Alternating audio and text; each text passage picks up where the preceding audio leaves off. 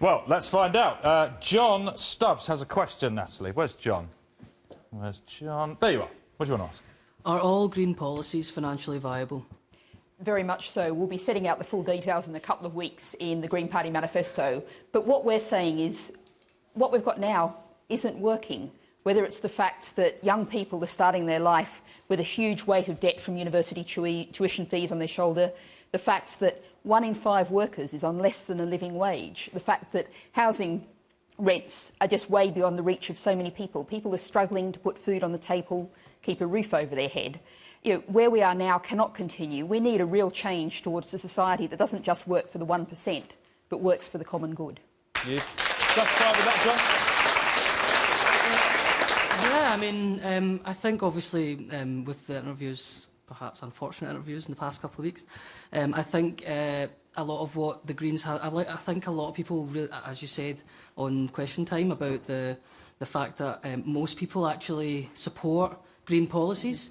It's just costing them effectively. It can be difficult to convince people that spending is the greatest way to go. Well, I think what we have to say is, very simply, at the moment, multinational companies and rich individuals aren't paying their way, aren't paying their fair taxes, and that has to change.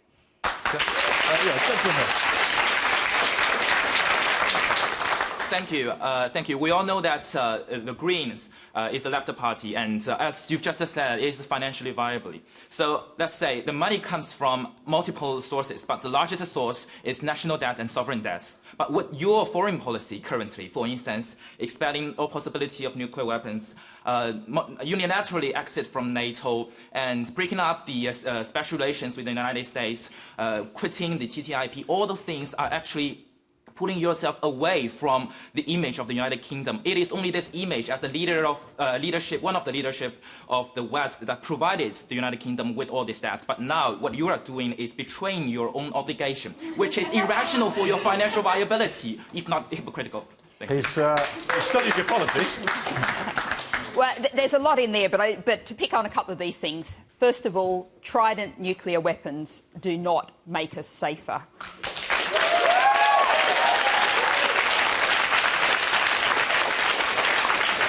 And in terms of the proposed EU-US free trade deal known as TTIP, that is a huge threat to the standards that we've fought so far hard for in workers' rights and environmental standards. It's a threat to our sovereignty, and it's a real threat to our jobs and our future. We need a different kind of economy, an economy built around strong local economies, good, well-paying jobs, jobs you can build a life on. And TTIP is just entirely the wrong direction. And finally, following US foreign policy, that took us into the Iraq War, it took us into the Afghan War. We need to find a new place in the world. And we need to think about what security really means. If we're going to have a more secure world, the kind of problems we need to tackle are poverty, disease, and of course, climate change. Because these are all the things, the security threats we need to face. Now, we also have to worry, obviously, about the behaviour of President Putin, behaviour of other countries in the world. But the way that we need to tackle that is build a new place in the world as a champion of human rights and democracy. Build up our diplomatic corps, use all of our diplomatic power, rather than military power, to try and support peace, democracy and justice for the people of the world. That is, can I have a reply, please? Try and give it a bit shorter. Yes, that is exactly what I'm talking about. If you want to have more welfare, domestically popular, you need to woo, at least to please those people who are maybe admire your position and give you the debt. If you want to be independent and be political independent, then you need to bring your economy back in black. You cannot have it either way. It is really hypocritical if it is not unrealistic, as most of us believe, actually. Well, you can't speak for everyone. Okay, sorry. Natalie. Well, I think, in terms of the economy, what we need is an economy that is sustainable in the long term. We need to invest, and that's why, for example, we're calling and investing in 500,000 council homes at a cost of $27 billion over the term of the next Parliament. That's why we're saying we should be allowing the Green Investment Bank to borrow, to leverage private funds so we can invest in renewable energy and particularly energy conservation. Our current infrastructure and our current economy simply isn't working for people. We need to make it work for everybody so that everyone has a job you can build a life on, a roof that you can keep over your head, and so we don't have 1 million people going to food banks as we did last year. Tina, what are people saying online? Let's get a comment from Keith Chapman to start with. No, green policies are uncosted, so he disagrees with you, I'm afraid. Jago Lewis, Trident nuclear weapons do make us safer. Disagrees with you again. And this one from Hannah. Are you worried the increased Green Party membership won't actually translate into real votes? Well, just for people who perhaps haven't heard about this, what's being referred to there is the Green Surge. And yes, that is a hashtag for those who'd like to use it. We've seen Green Party membership quadruple in the past year. I'm talking here in England and Wales figures. We've seen our polling levels at much higher than we've ever been before in a general election. And what I'm finding is as more and more people hear our policies like bringing the railways back into public ownership, saying that the NHS should be publicly owned and publicly run and the profit motive has no place in it, and policies like saying we should have a £10 an hour minimum wage by 2020 and immediately a living wage. As more and more people get the chance to hear those policies on programmes like this, they're liking what they hear. OK, let's get some questions that are coming in, some more questions from online. This one from someone who's called OK. Why are your candidates for the general election less diverse than UKIP? Now, let's put some figures on this. I think 4% is the figure for you. UKIP's is 6%. That's low. Yes, I'm very disappointed in those figures, and it's something we definitely need to work on. We're standing in people in 87% of seats across Britain will have the opportunity to vote Green, and I'm disappointed that we don't have more candidates from black and ethnic minority communities. But I am proud of the fact that in Shara Ali we have, I believe, the first deputy leader of a political party who's from the black and ethnic minority background. And the Green Party has a really proud track record in terms of gender, getting more and more women involved in politics, standing for politics. And we're very much looking to take those same kind of mechanisms we've used to promote female candidates, and I'm confident that in future elections we'll be doing much better. OK, another question from John. If you want to give certain animals human rights, are you going to stop halal slaughter? Of course, many would argue religious slaughter, if done properly, is humane. So where do you stand on it? Religious freedom or animal rights? What's more important? Well, I think what we first of all want to do is to say to John that don't believe everything you read in the papers, particularly certain right-wing papers. There were reports of motions that had been put forward to Green Party conference. And Green Party is a very democratic structure. Any 4 members can put forward a policy. Things that were reported as policy, in fact, hadn't been prioritised by members and were never actually voted on as conference. So you don't believe in animal rights?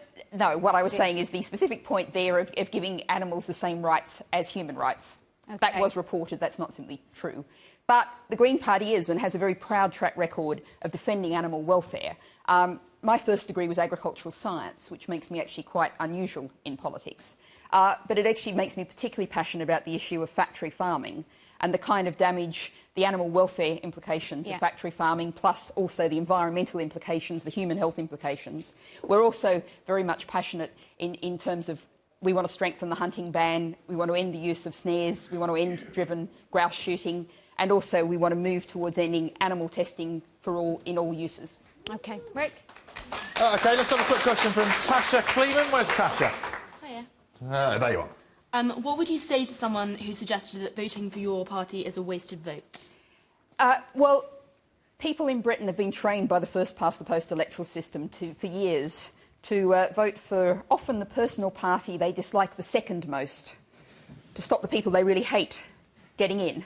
And that's actually given us the kind of politics that we have now, where particularly the 2 largest parties target the swing voters in the swing seats, their rhetoric, their policies, and ignore all of their core voters.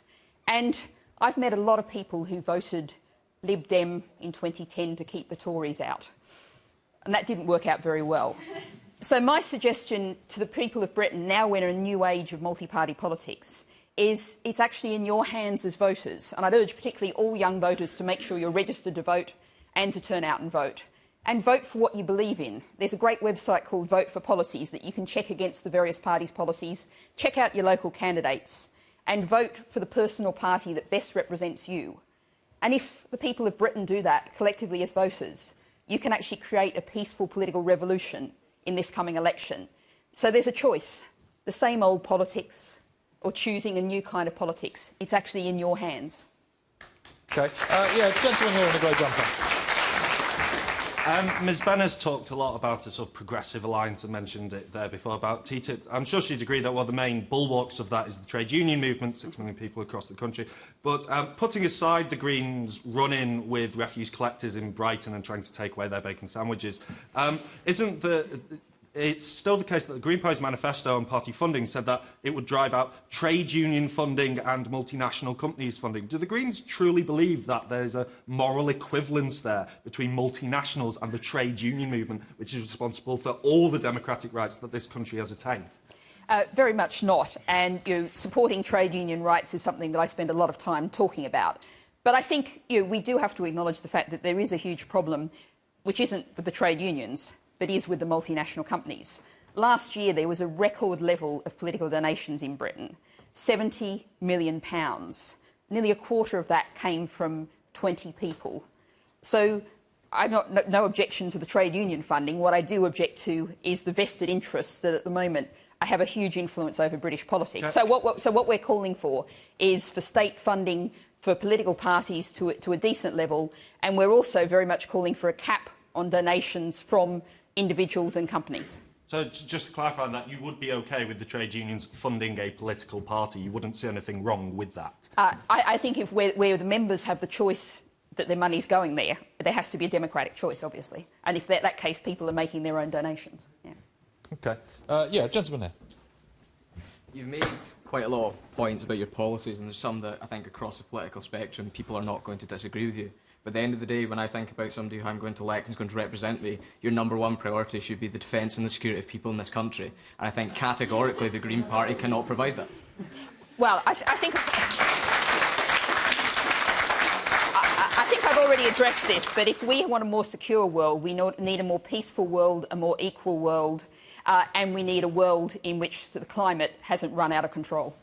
Sure. Yeah, gentleman here would shake his head furiously.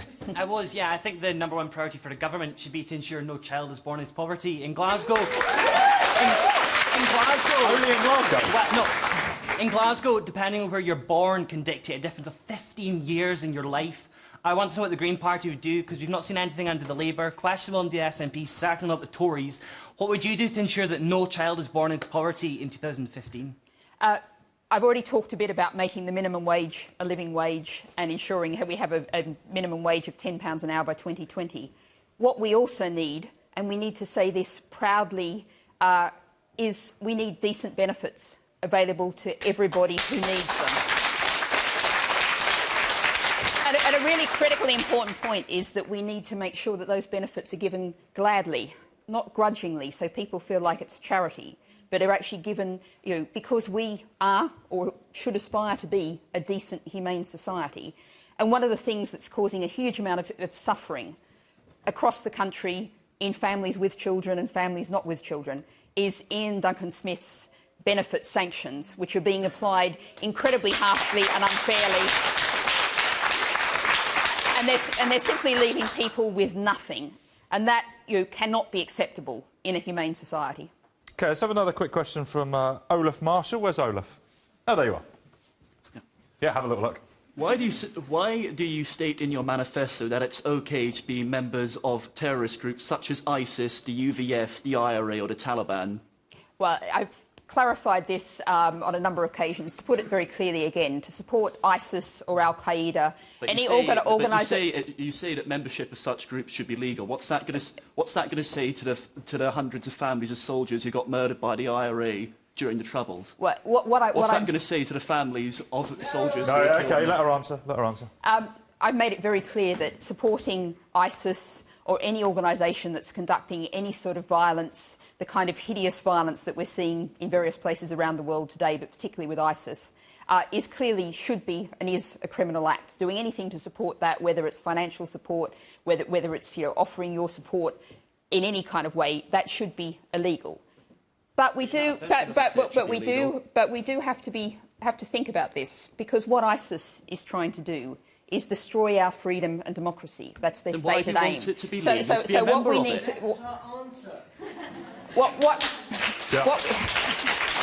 What we need to do is really think very carefully to make sure that we're not destroying freedom, democracy and privacy while trying to defend it. And the obvious areas to think about this is in terms of the digital world. And there are some principles we should be applying to the digital world, that we should all have a sense of privacy and ability to communicate with our friends, with our family, with our neighbours, without feeling like we're being spied on. And that means that we shouldn't have blanket surveillance in the digital world. What we should have is a situation where there's targeted surveillance about people, there's reasonable suspicion. That should be under a judicial oversight. And we should be protecting the kind of data about your communications in the same way as we protect the content of them. So we've really got to balance up freedom, protecting the things, the human rights that we've developed over centuries in Britain. Linked to what we're talking about, I'm going to represent a comment from home from David. You want to legalise membership of terrorist groups whilst reducing our armed forces. Can you spot the flaw? Well, I think I've already answered the first half of that. In terms of the second half, we support the plans to reduce the numbers of armed forces that are already planned to 2020. There's roles for our armed forces, obviously, in UN peacekeeping missions and in civil defence. What we want to do is stop the kind of military adventurism of Iraq and Afghanistan. And we want to get rid of Trident nuclear weapons. And just to come back on that point about Trident, there is a growing push around the world for a ban on nuclear weapons.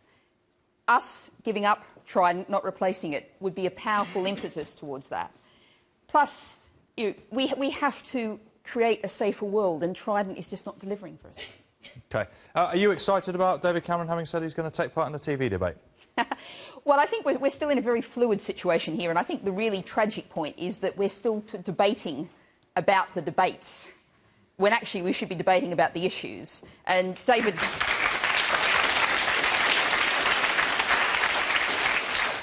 Cameron's first point is responsible for that. But we also have to look at the way this really displays in which all of our structures are so set up for a different kind of world. The broadcasters didn't have any rules to go by, and in the new multi-party Britain, they've had to struggle to try and find a format. We need so much reform. Westminster really hasn't been reformed in 100 years, which is why we're calling for a People's Constitutional Convention to start again with a blank slate in terms of our electoral system, and maybe that would create some rules for some debates as well. OK, thank you, Natalie. Your time's up, I'm afraid. Next up, we've got Plaid Cymru. Who